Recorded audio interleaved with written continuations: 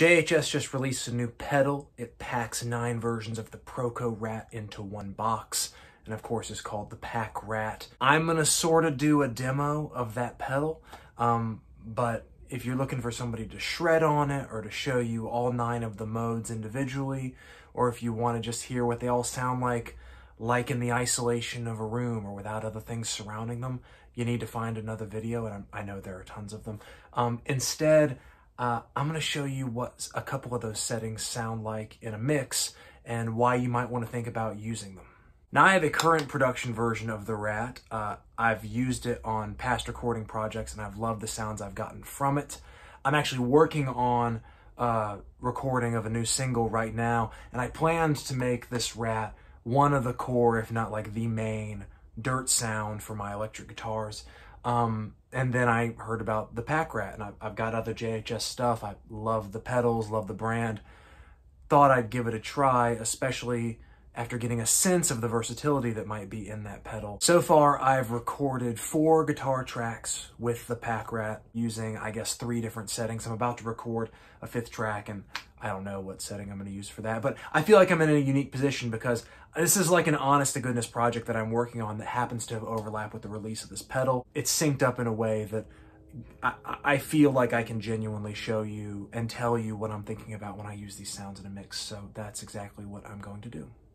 Okay, but first let me try to give you an idea of what you're dealing with.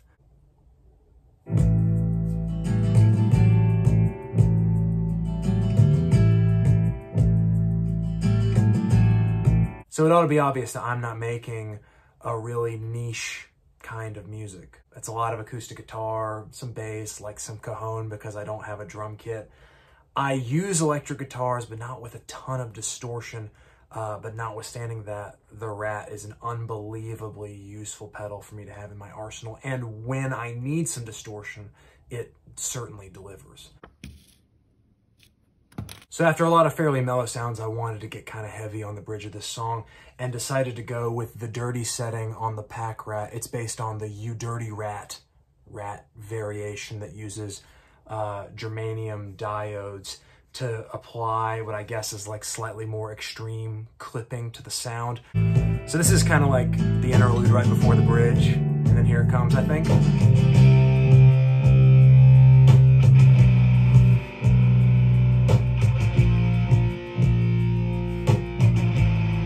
See, it's not a sound that like completely takes over the space. I'm not in My Bloody Valentine, but it gave me exactly what I was looking for in that section. A really heavy, for me, a heavy and aggressive sound. The second thing I wanted to do is to add some sort of like clean guitar accents to the acoustic parts that were happening throughout the song.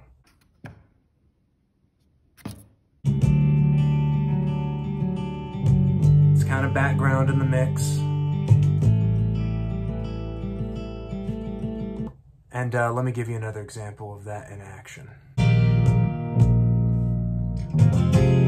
You're getting these like little sixths. For that, I used what is maybe my favorite setting on the Packrat, and it's the LA metal setting.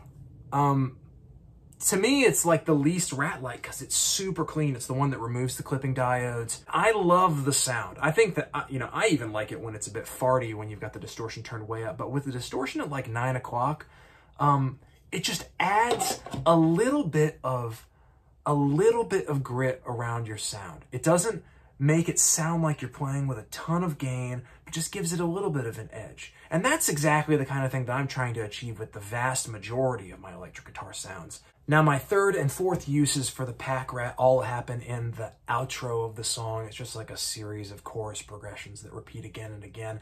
And of course, they happen after that bridge that has big guitars. And so I thought, well, I'd like to have some electric guitars in this outro. So first I recorded some sort of higher pitched power chordy stuff, again using the You Dirty Rat setting to get it nice and crunchy. And then I thought I'd like to do something that's a little bit more melodic and not quite as heavy, but that sounds like it doesn't sound wimpy on the other side of the stereo spectrum from this You Dirty Rat crunchy filth.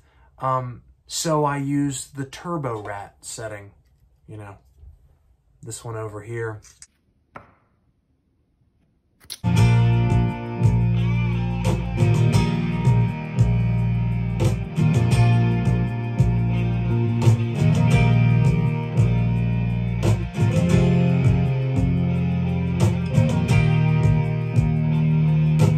me, that has the perfect amount of warm distortion to thicken the sound of a single note line, again, without making it the focal point in the mix. Now, I've also got it mixed, you know, lower than a lot of the other parts, but it still stands out because it's got the cutting sort of biting texture of to me, like all Rat sounds, unless you've got the, you know, the darkest possible settings. So those are the 4 ways I've used the Packrat so far in this recording process.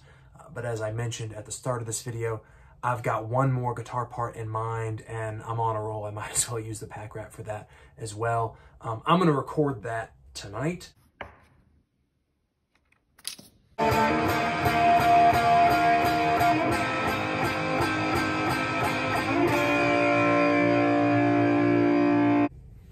Let's see how that sounded.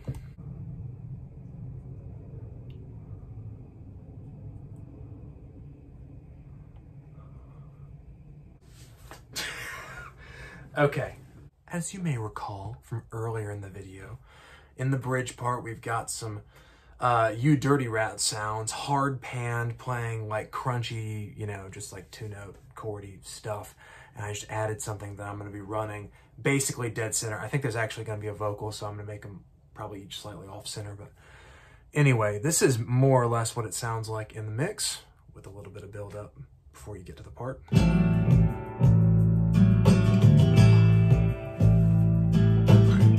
Incoming.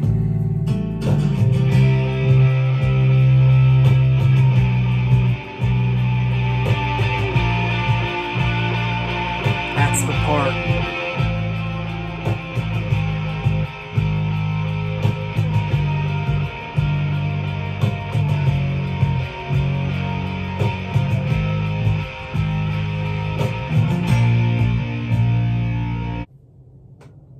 I don't know what to say, except that that sounded great to me. It did exactly the thing that I wanted it to do. It filled the space between those hard panned heavy guitars so that it just sounds like a big explosion of distortion at the bridge, creates huge contrast compared to the rest of the song. I've already put Velcro on the back of this pedal and installed it in my board.